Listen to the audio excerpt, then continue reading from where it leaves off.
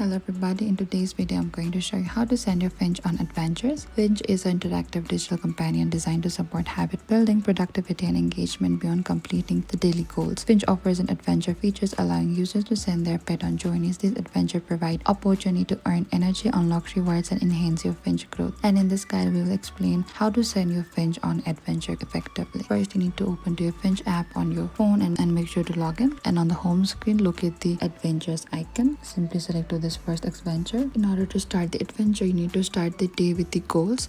Over here, all the remaining goals, and ensure that Finch has sufficient energy to complete the adventure. You may have the option to equip the items or the accessories to increase the success rates or the rewards. And after the completion of the goal, you can start the adventure to send your Finch on the journey, and your Finch will leave the home screen and a progress bar or timer will appear showing the adventure duration. And you can monitor progress in real time or return later to check status. Upon completion, your Finch will return with energy points, rewards, occasionally rare items or achievements. Thank you for watching this video. I hope I could help you on how to send your Finch. If you have any trouble or question, please comment down and we will reach out to you very soon.